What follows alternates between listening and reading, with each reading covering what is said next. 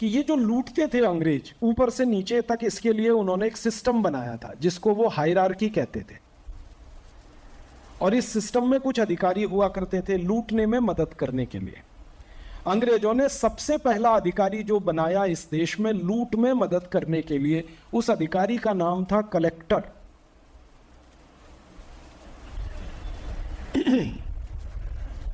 अंग्रेजी शब्द है ना कलेक्ट। कलेक्ट माने इकट्ठा करना, कलेक्टर माने इकट्ठा करने वाला। क्या? लूट का माल।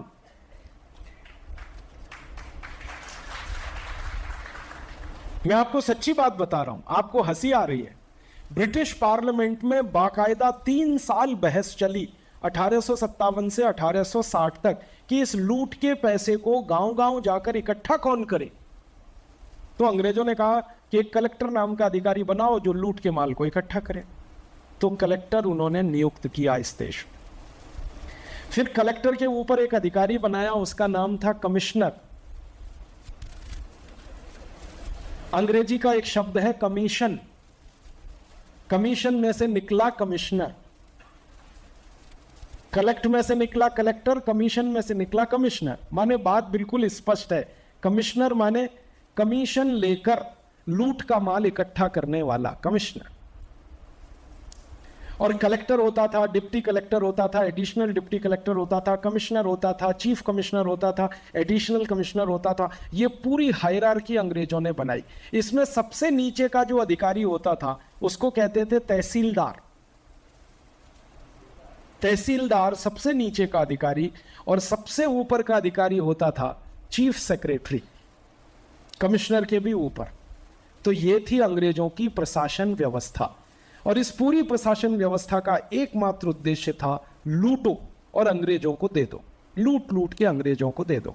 तो कलेक्टर लूटता था, उसको कुछ कमीशन मिलता था। कमिश्नर लूटता था, उसको कुछ कमीशन मिलता था। वो कमीशन ये अपनी जेब में रखते थे और लूट का पूरा माल ईस्ट इंडिया कंपनी और अंग्रेजों को दिया करते थे। ये थी हमारी प्रशासन व्यवस्था। अंग्रेजों ने क्या किया था कि ये जो कलेक्टर की पोस्ट थी इसके लिए बाकायदा परीक्षा लेते थे। वो एंट्रेंस टेस्ट होता है, उसका नाम था ICS examination, Indian civil services examination. उसमें जो परीक्षा होती थी वो इस बात की कि कौन कितना लूटने की ताकत रखता है, उसको वो टेस्ट करते थे। परीक्षा लंदन में होती थी। गलती से एक भारतीय, महान भारतीय इस परीक्षा में पास हो गए। उनका नाम था नेताजी सुभाष चंद्र बोस। गलती से पास हो। गलती क्या थी? नेताजी को मालूम नहीं था कि ये परीक्षा क्यों होती है और कलेक्टर का काम क्या होता है। जब वो पास किया तब पता चला कि ये तो लूटने का सारा बिजनेस है। हुआ ये था कि नेताजी सुभाष चंद्र बोस के पिता थे जानकी नाथ बोस। वो बेटे को बार बार कहते थे कि तुमको कलेक्टर होना चाहिए, कलेक्टर होना चाहिए। जैसे आजकल बहुत सारे पिता कहते हैं, हर पिता का सपना है बेटा कलेक्टर बने, कलेक्टर बने, कलेक्टर बने। तो उस जमाने में भी था, क्योंकि लूटने को सबसे ज्यादा तो यही मिलता है ना। हर एक पिता ये चाहता है भगत सिंह पड़ोस के घर में हो, मेरा बेटा तो कलेक्टर हो। ऊधम सिंह पड़ोसी का बेटा बने, मेरा बेटा तो कलेक्टर बने। लूट लूट के लाए, घर में भरे। तो जानकीनाथ बोस का भी यही सपना था, मेरा बेटा कलेक्टर बने। और बेटा का पिता से झगड़ा चलता था। वो कहते थे मुझे तो भारत माता की सेवा करनी है, और वो कहते नहीं तुमको कलेक्टर बनना। एक दिन क्या हुआ, पिताजी ने अपने बेटे को टोंट कस दिया, चिढ़ा दिया, और ये कहा कि तू कलेक्टर बन नहीं सकता, परीक्षा पास नहीं कर सकता, इसलिए बोलता है कि नहीं बनना, नहीं बनना। तो बेटे को ये बात चुभ गई। उन्होंने उसी दिन अपना ब्रीफ केस उठाया, लंदन चले गए नेताजी सुभाष चंद्र बोस। कैम्ब्रिज यूनिवर्सिटी में एडमिशन लिया। ये 1921 की कहानी है। कैम्ब्रिज यूनिवर्सिटी में एडमिशन लेके 8 महीने के अंदर परीक्षा पास की उन्होंने। और परीक्षा पास नहीं की, टॉप किया। मेरिट लिस्ट में उनका 4था स्थान था, 4th पोजीशन। किसी भारतवासी को कभी भी कलेक्टरी की परीक्षा में मेरिट नहीं आई थी। नेताजी सुभाष चंद्र बोस के पहले एक भारतवासी और थे जिन्होंने ये परीक्षा पास की थी, अरविंदो घोष। लेकिन अरविंदो घोष की मेरिट नहीं थी। ध्यान से सुनिएगा इस बात को। नेताजी सुभाष चंद्र बोस की मेरिट आई थी। अरविंदो घोष ने परीक्षा पास की थी और मेरिट में उनका नंबर शायद 246वां या ऐसा कुछ था। नेताजी सुभाष का 4था स्थान था। 8 महीने में परीक्षा पास की थी और अंग्रेजों के सब्जेक्ट लेकर परीक्षा पास की थी। इंडियन सब्जेक्ट नहीं लिए थे उन्होंने, यूरोपियन हिस्ट्री लिया था उन्होंने आईसीएस की परीक्षा पास करने के लिए, और उसमें मास्टरी करी, परीक्षा में 4th पोजीशन आई, कलेक्टर हो गए। होने के बाद उनको पता चला कि यहाँ तो सारा कमीशन खोरी का बिजनेस है। उनको कहा गया कि तुमको भारत में पोस्टिंग मिलेगी, इतना लूटना है, उसमें इतना तुम्हारा कमीशन होगा, और हर बार पोस्टिंग में तुम्हारी तरक्की होती जाएगी। तुम जितना ज़्यादा ईस्ट इंडिया कंपनी को लूट लूट के दोगे, उसी के हिसाब से तुम्हारा प्रमोशन होगा। नेताजी सुभाष ने कहा कि मैं ये नौकरी नहीं कर सकता, और उसी समय उन्होंने इस्तीफा दिया, रिजाइन किया। जब उन्होंने इस्तीफा दिया तो उनके पिता बहुत दुखी हुए, लेकिन उन्होंने पिता से ये कहा कि मैं भारत माता के लोगों को लूट नहीं सकता, और ये पूरी नौकरी लूट करने के लिए है, मैं नहीं जा सकता इस नौकरी। इस्तीफा देके वापस आए, और वापस आने के बाद की कहानी आप सब जानते हैं, उन्होंने भारत में क्या क्या किया, और अंत में इंडियन नेशनल आर्मी बनाई और उससे अंग्रेजों के खिलाफ लड़ा, और अंग्रेजों को भारत से भगाने में उनका बहुत बड़ा योगदान था।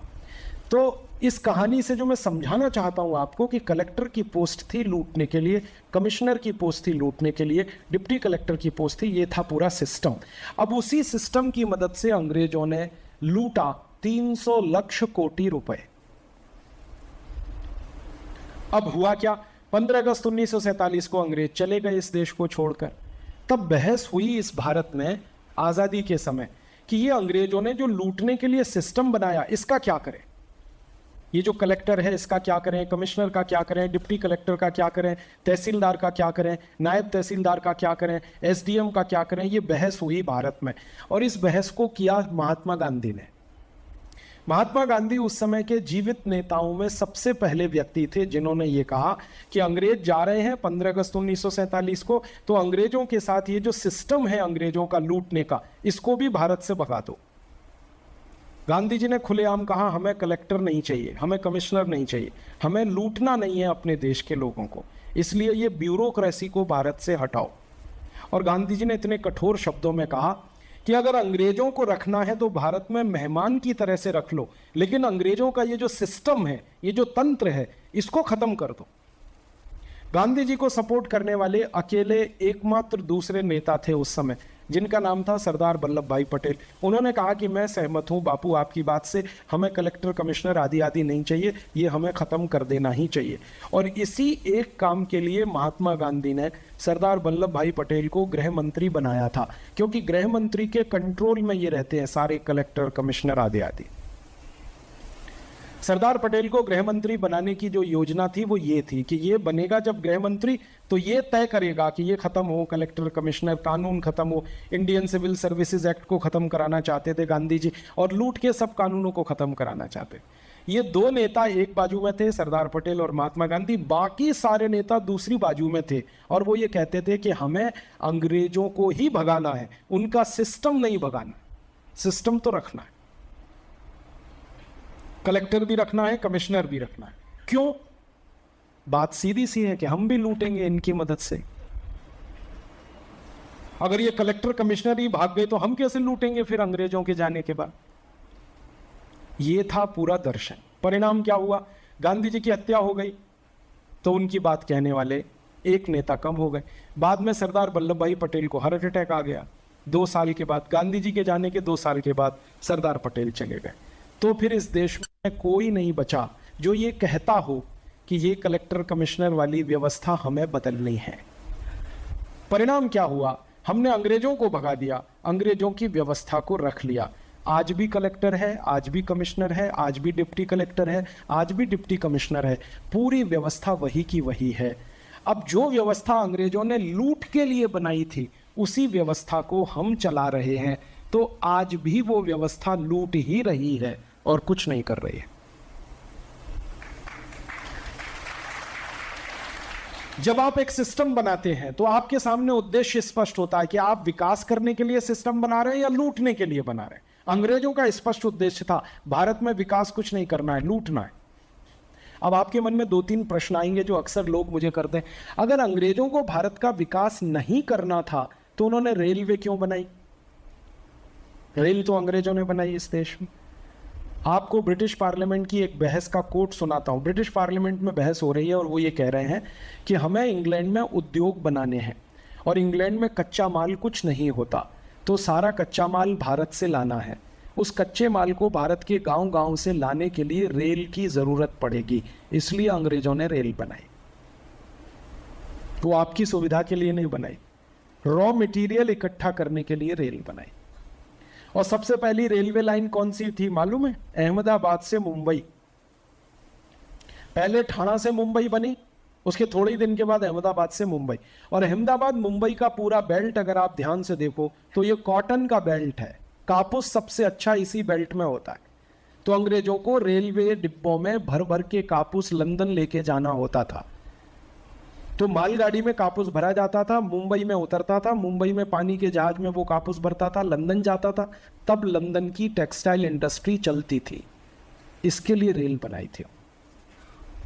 बाद में क्या हुआ? पहले गुड्स ट्रेन चलाई, फिर उन्होंने पैसेंजर ट्रेन चलाई। पैसेंजर ट्रेन का उद्देश्य ये था कि भारत में जहां जहां अंग्रेज लूटते थे वहां वहां अंग्रेजों के खिलाफ बगावत होती थी, लड़ाई होती थी, विद्रोह होता था।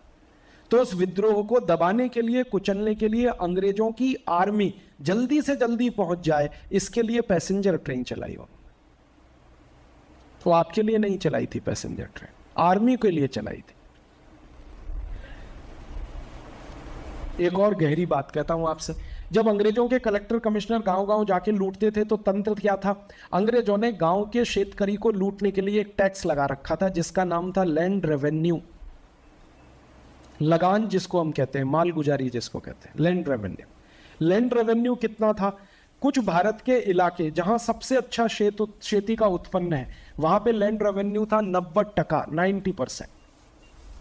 कोई भी शेतकरी जो उत्पन्न करता था, गेहूं, चावल, चना, दाल, इसका 90% अंग्रेज लूटते थे शेतकरी का। 100 क्विंटल किसी ने गेहूं उत्पन्न किया, 90 क्विंटल गेहूं ईस्ट इंडिया कंपनी लेती थी, 10 क्विंटल शेतकरी के पास बचता था। और गांव गांव से ये गेहूं कलेक्ट होके मालगाड़ी के डब्बों में भर के मुंबई जैसे स्थान पे पहुंचाया जाता था, जहां से शिप में भर के वो गेहूं इंग्लैंड जाता था। और इंग्लैंड में फिर उससे बेकरी इंडस्ट्री चलती थी, पाव रोटी बनती थी, डबल रोटी बनती थी। उस समय इंग्लैंड में गेहूं नहीं होता था, भारत से जाता था। तो गांव के शेतकरी से लूटना और इंग्लैंड भेजना। अब शेतकरी समाज कई बार अंग्रेजों से झगड़ा करता था, इसके लिए नहीं देते थे, बहुत सारे शेतकरी लगान नहीं देते थे, तो अंग्रेज फिर उनके साथ मारपीट करते थे। कानून बनाए हुए थे कि जो शेतकरी लगान नहीं देगा उसको मारा जाए, पीटा जाए। तो कोड़े से मारते थे, लेशेस, जिसमें लोहे की कील लगी रहती थी, और किसी भी शेतकरी को 100 कोड़े मारते थे। 5 कोड़े खाते खाते शेतकरी मर जाता है। ये उनका तरीका था लैंड रेवेन्यू कलेक्ट करने का। सारे देश में इसके खिलाफ शेतकरी समाज में विद्रोह हुआ था और अंग्रेज अधिकारियों को कई शेतकरी नागरिकों ने गर्दन से काट दिया था। तो ब्रिटिश पार्लियामेंट में चर्चा हुई कि ये अंग्रेज अधिकारी जो कलेक्टर कमिश्नर हैं, इनकी सुरक्षा के लिए कुछ करो।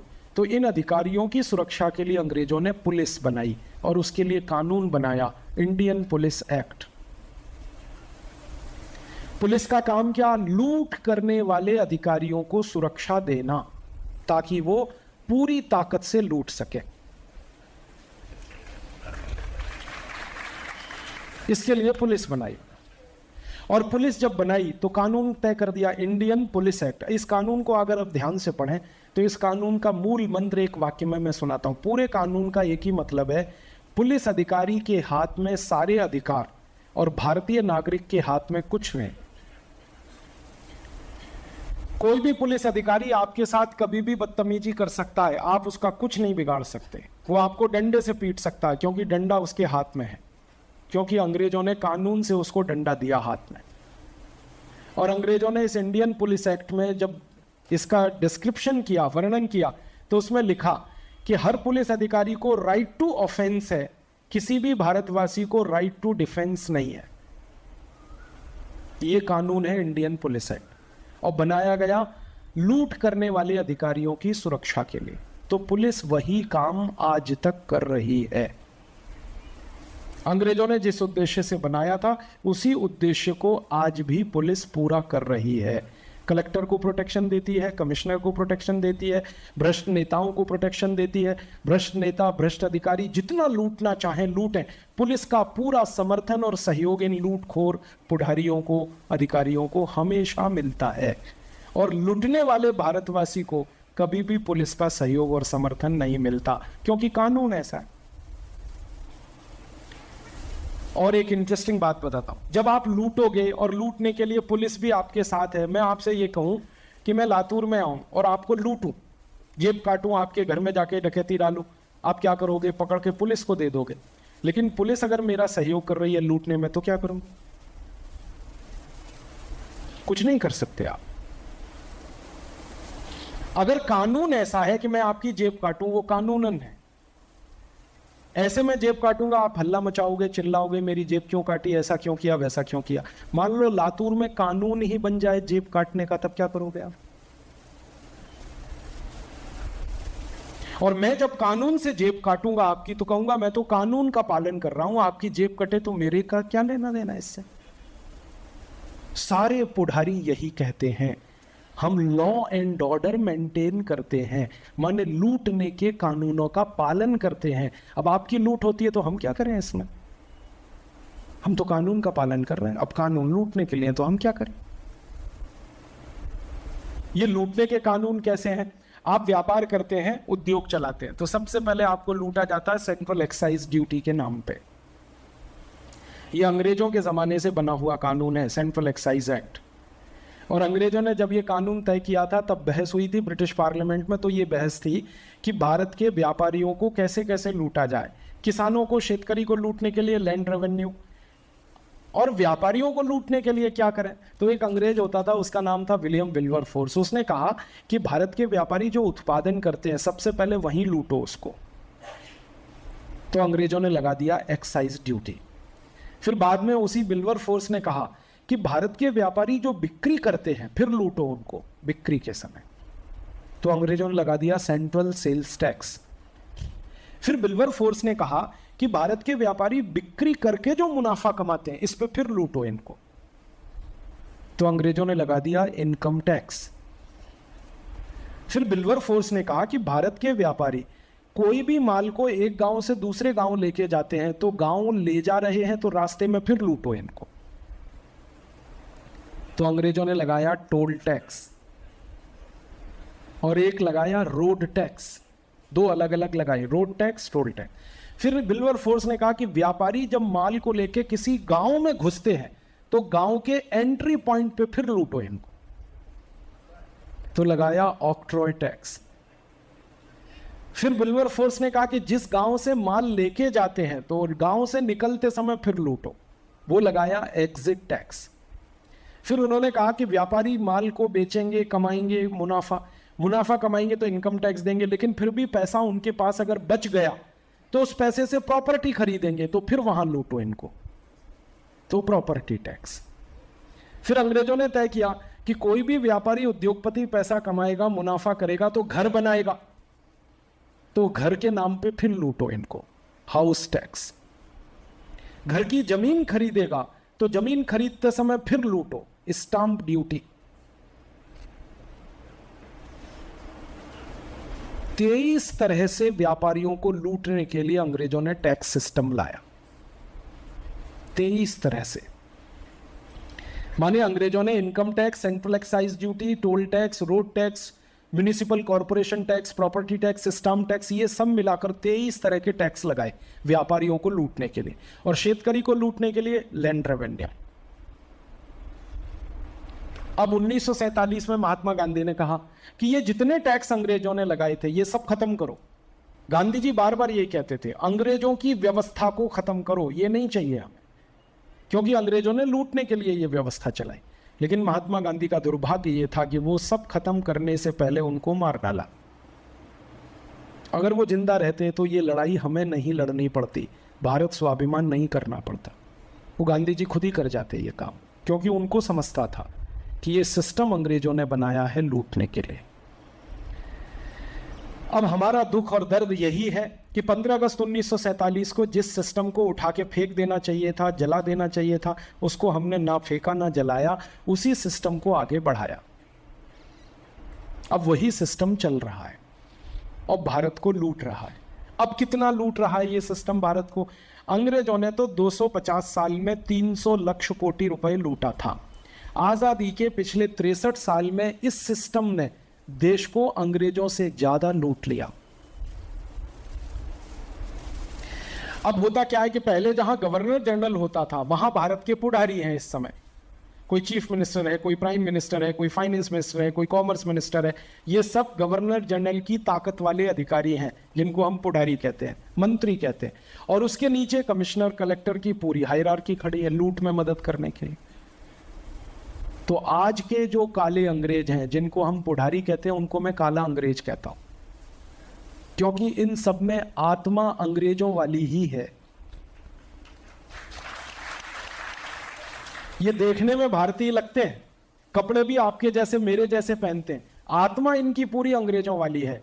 आज के पुजारी किसी भी मामले में रॉबर्ट क्लाइव से कम नहीं है। रॉबर्ट क्लाइव ने लूट का जो रिकॉर्ड बनाया, पुजारियों ने वो रिकॉर्ड तोड़ना शुरू कर दिया है अभी। उदाहरण दो, एक काला अंग्रेज पुजारी इस देश में, उसका नाम है मधु कोड़ा। झारखंड में 2 साल के लिए मुख्यमंत्री बना वो। ये कहानी तो आपको मालूम है, मैं तो याद दिलाने के लिए सुना रहा हूं। मधु कोड़ा नाम का एक काला अंग्रेज पुजारी के रूप में झारखंड का सीएम बना, चीफ मिनिस्टर, मुख्यमंत्री, 2 वर्ष के लिए। और वो ऐसा सीएम था जो अपक्ष था, उसकी कोई पक्ष नहीं थी, निर्दलीय था, इंडिपेंडेंट था, चुन के आया और झारखंड के पुजारियों ने मिलकर उसको सीएम बना दिया। ऐसा था।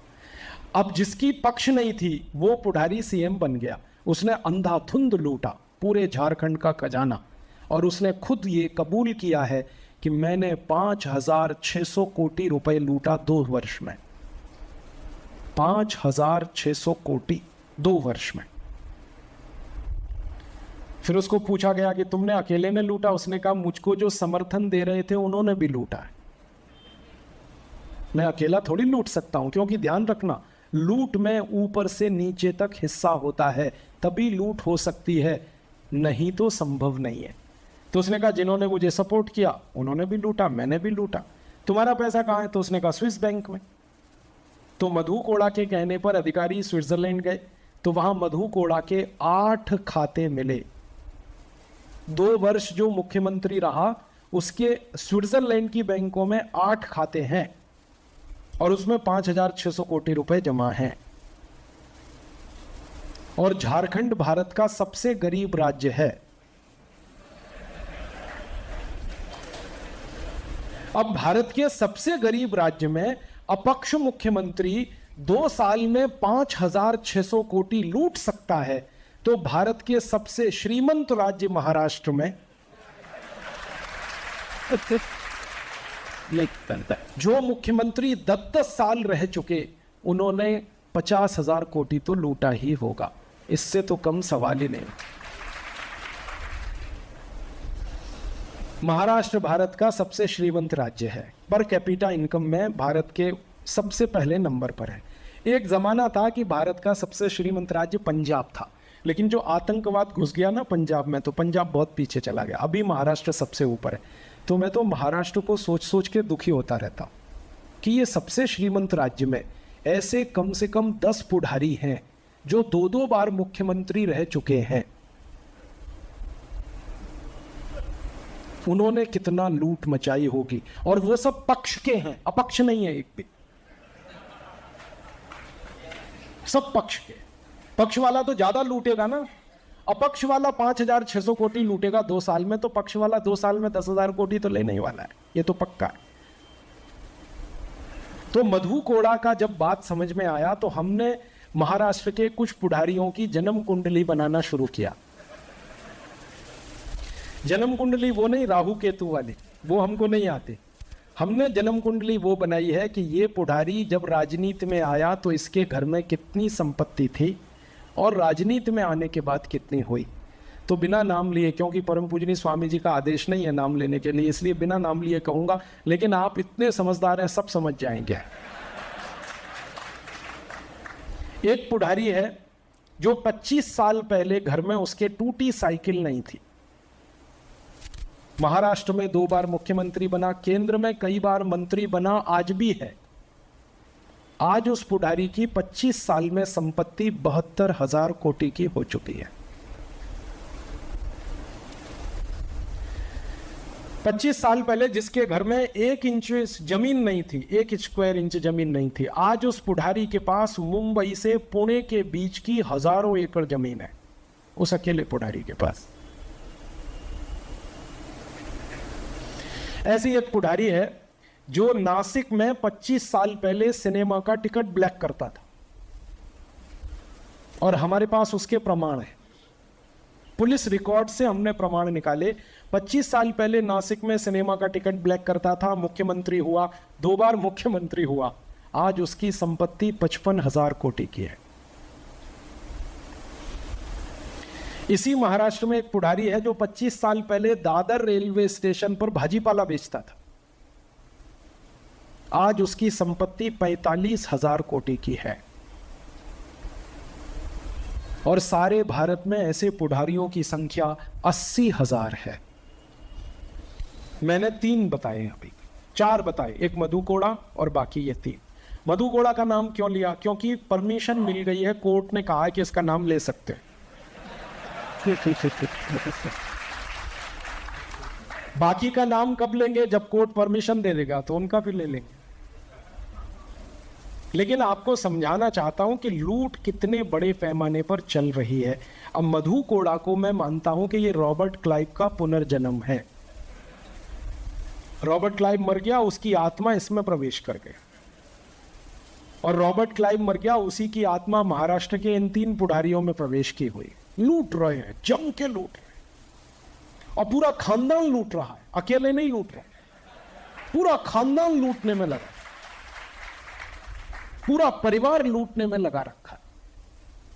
बेटी लूट रही है, दामाद लूट रहा है, भतीजा लूट रहा है, सब लूट रहे हैं। और इसको हम कह रहे हैं साहब देश की सेवा कर रहे हैं। आहा, कितना सुंदर वक्त है। साहब देश की सेवा कर रहे हैं। दूसरा हिस्सा दिखता नहीं कि वो दनादन लूट रहे हैं। ये जो लूटने वाले साहब है ना, इनके बेटे बेटियों का कुछ हमने हिसाब किताब जोड़ा। आप हैरान हो जाएंगे सुनकर कि ये लूटखोर पुढारियों के बेटे या बेटियां जब शॉपिंग मॉल में जाके शॉपिंग करते हैं तो 1 मिनट में 20,000 रुपए खर्च करते हैं। 1 मिनट में 20,000 रुपए पर मिनट का उनका एक्सपेंडिचर है शॉपिंग मॉल में जाके खरीदी करने का। ये अभी मैं पुणे गया एक शॉपिंग मॉल में, इसीलिए गया कि अक्सर वहाँ पुढारियों के बेटे बेटी आते हैं खरीदने को। वहाँ जाकर मैंने कैलकुलेशन किया। मैं पूछा 1 घंटे की शॉपिंग कितने रुपए की होती है उनकी? तो उन्होंने कहा आप 1 घंटे की बात कर रहे हैं, आधे घंटे की पूछो, 15 मिनट की पूछो। तब कैलकुलेट करते करते 1 मिनट पे आया तो 20,000 रुपए खर्च कर देते हैं, ऐसे ही फेंक देते हैं शॉपिंग मॉल। और दुख मुझे ये है कि भारत के 84 कोटी लोगों को 24 तास में खर्च करने के लिए 20 रुपए नहीं है जेब में। 84 कोटी लोग एक दिन में 24 तास में 20 रुपए खर्च नहीं कर पाते, और ये लूटखोर पुढारियों के एक एक बेटा या बेटी का शॉपिंग मॉल का खर्चा 20,000 रुपए। ऐसा भारत बना दिया आजादी के 63 साल।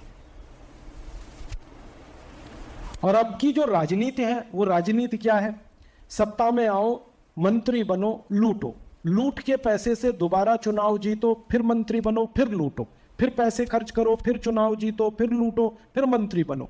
एकमात्र कार्यक्रम है ये, एकमात्र। और वोट लेके जीत के मंत्री बनना बहुत जरूरी है, नहीं तो लूटेंगे कैसे? तो वोट लेने के लिए पैसे खर्च करो, दारू की बोतल दो, 1,000 रुपए देना पड़े, 1,500, 2,000, एक एक परिवार को पैसे पहुंचाओ, शराब पहुंचाओ, और आप उनको साड़ियां दो, कुछ भी टेलीविजन दो, जो देना है दो, वोट ले लो, माने खरीदो वोट, ताकि आपको लूटने का लाइसेंस मिले।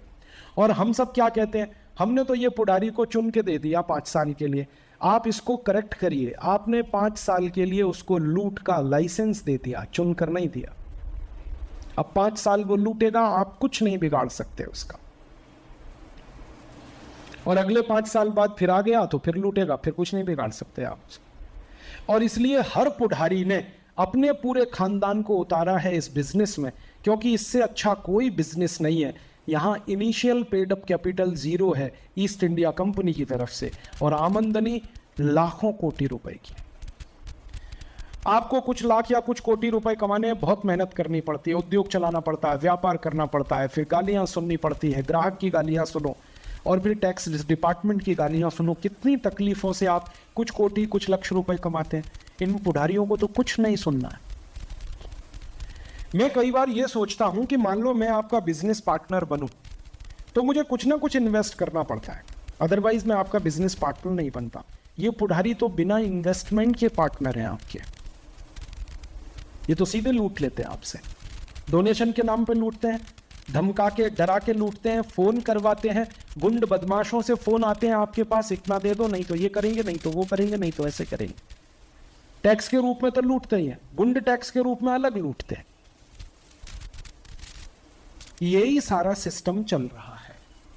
अब इस सिस्टम ने दुष्परिणाम क्या पैदा किया है? आजादी के 63 सालों में भारत के पुढ़ारियों ने और अधिकारियों ने मिलकर जो लूटा हुआ धन है उसका अभी कैलकुलेशन किया एक बहुत बड़ी संस्था ने, उसका नाम है टैक्स जस्टिस नेटवर्क। ये अंतर्राष्ट्रीय संस्था है। ये संस्था एकमात्र काम करने के लिए बनी है कि दुनिया के देशों में जो भ्रष्टाचार होता है, जो लूटखोरी होती है, उस पर अध्ययन करना, अभ्यास करना। टैक्स जस्टिस नेटवर्क का अध्ययन भारत के बारे में क्या है? उनका कहना है 2006 के साल तक के आंकड़े बता रहा हूं, उसके आगे के आंकड़े अभी तक उन्होंने खुद नहीं तैयार किए। उनका कहना है कि 2006 के साल तक भारत के भ्रष्ट पुढ़ारियों ने 258 लाख कोटि रुपए लूट लिया और विदेशी बैंकों में जमा कर दिए। इसमें से 72 लाख कोटि रुपए स्विस बैंक में है और बाकी बचा हुआ दुनिया के 70 देशों की बैंकों में है। ये 2006 के फिगर हैं। अब 2007 भी चला गया, 2008 भी चला गया, 2009 भी चला गया और अब 2010 आधा चला गया। तो हमारा अनुमान है कि आज की तारीख तक लगभग 300 लाख कोटि रुपए पुढ़ारी और अधिकारियों ने लूटकर विदेशों में जमा कर दिया। अंग्रेजों ने 300 लाख कोटि रुपए लेने में 250 साल लगाए। इन काले अंग्रेजों ने 300 लाख कोटि रुपए लूटने में सिर्फ 63 साल लगाए, 63 इयर्स। तो ये तो अंग्रेजों के बाप है। और ये बेशर्म लूट को हम हिंदुस्तान में डेमोक्रेसी कहते हैं, लोकतंत्र कहते हैं। मैं विनम्रता से कह रहा हूं ये लूट तंत्र है, ये लोकतंत्र तो कहीं भी नहीं है।